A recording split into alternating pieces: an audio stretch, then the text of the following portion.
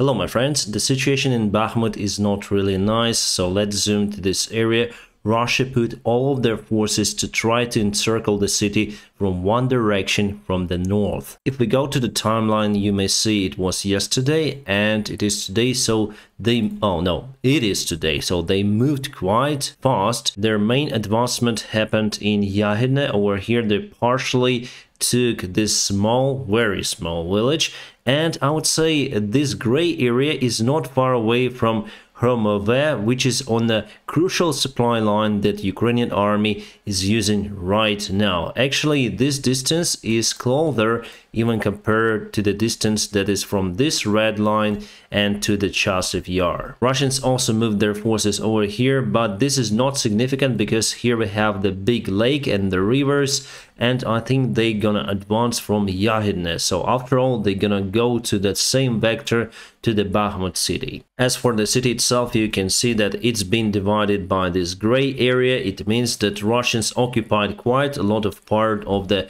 residential area nowadays. Unfortunately, we call it the private sector of the city, then there are just small houses out there, and the main part is here. The central part of Bakhmut is still controlled by Ukrainian forces, and today the Ukrainian soldier with the call sign Magyar published a video saying that Russia is moving from the north trying to encircle the Bakhmut, and that is what we see on this map. Why is it happening like that? Because before we spoke about the huge crisis in the Wagner supplies, but now they have the agreement with the Russian forces. Today, Prigozhin, the leader of the Wagner group, published that they have the common solution for the Wagner army, and the Russian regular army will supply Wagners with everything they need. However, Wagners are still waiting for the new shells, and now they decided to throw everything they have because they are sure that they will be supplied. And this is very bad and dramatic situation for Ukraine. As you can see, everything may change in a matter of days, and the situation on the front lines as well. Still Wagner pushes, and still Ukrainian forces are in the city, and I would say it's too early to withdraw our forces from Bakhmut because this supply road still connects the city with the Ukrainian controlled territory. But the risk of encirclement now is much higher. And we have some of the news about Transnistria. The situation there is escalating day by day. The local authorities of the pro-Russian government of Transnistria claimed that Ukrainian forces concentrated lots of the troops near to the border and planning the massive attack on their territory. Actually, there is one big military base, and this base is really huge. If Ukrainian forces would take it under control, my friends, will have lots of the ammunitions, and now we are in lack of the Soviet-made ammunitions. We basically received the Western weapons because we already wasted the most part of the Soviet resources. But we are not going to occupy this territory. We are not Russia.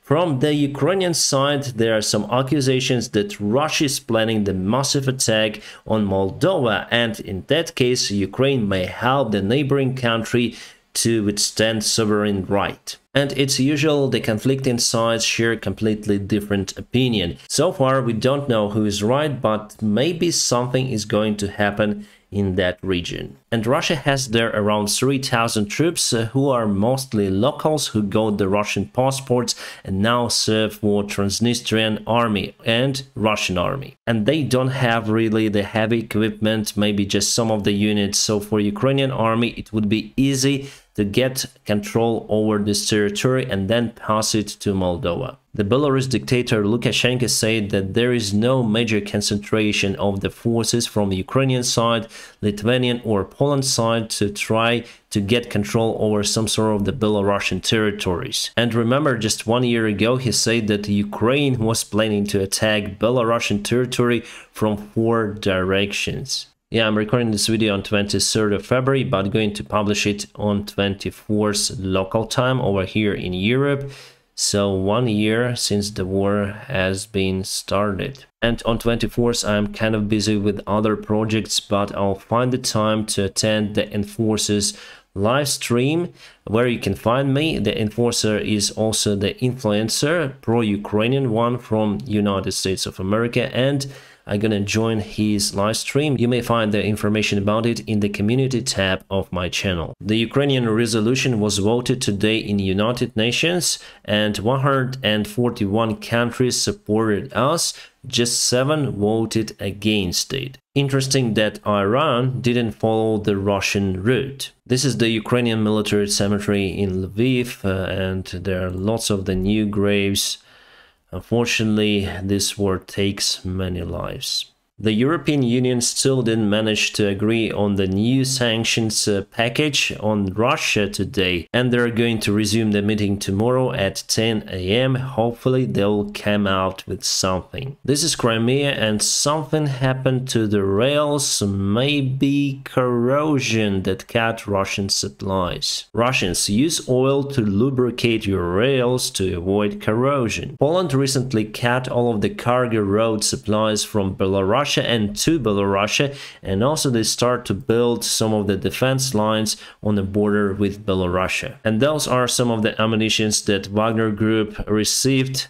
You can see the corrosion, everywhere is corrosion, the bullets are rusty. And here we have the document of supplies, so thousands of ammunitions, 152nd millimeter.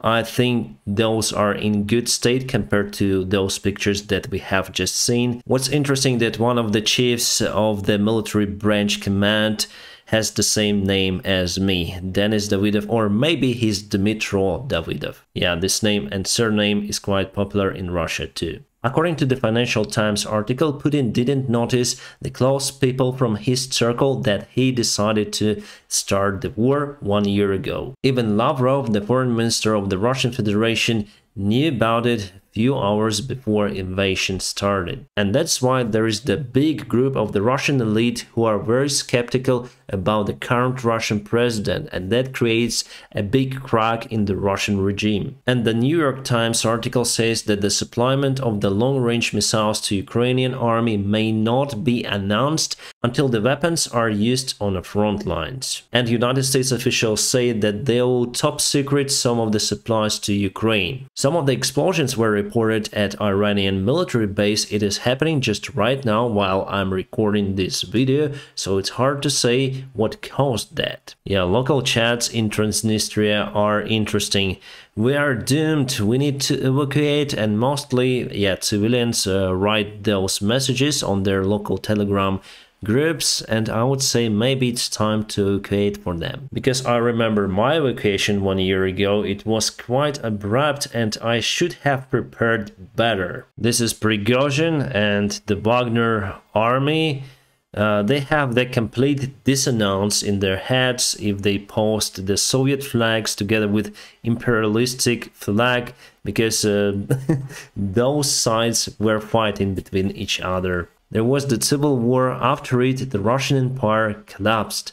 But now we see the new Russian Empire that doesn't care what symbols it has. So why does the Russian officials finally decided to supply Wagners with ammunition? Basically because Prigozhin rose the public campaign about it, and basically Shoigu and Gerasimov, the Russian army generals, had no other choice, because in the eyes of the patriotic Russian community, they would look like traitors in that case. And just look, under the Putin's speech, we have all the comments from the Russian people saying, "Give the shells to Wagner, give the shells to Wagner, they need shells." And it also says that the great part of the Russian population supports the massacres of the Russian government.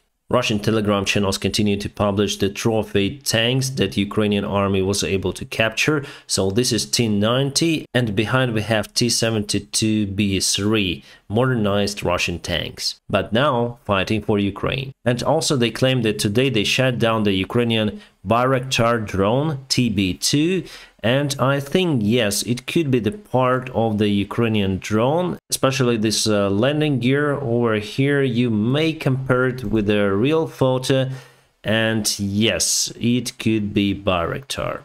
Unfortunately, Ukraine lost quite a lot of those birds. But this morning, Russia lost Sukhoi Su-25 attack airplane. At first, it was reported that pilot survived, but later it was confirmed that the pilot lost his life in that accident. The airplane wasn't shut down. However, it was returning to the base from the military mission in Ukraine, and it might sustain some of the damages before. And we have the information from Der Spiegel that China is ready to supply the kamikaze drone to the Russian army. They speak about the possible 100 drones delivery in April. I think that in that case China would feel the sanctions. And speaking more about Transnistria, I'm just gonna show you the biggest ammunition depot that they have.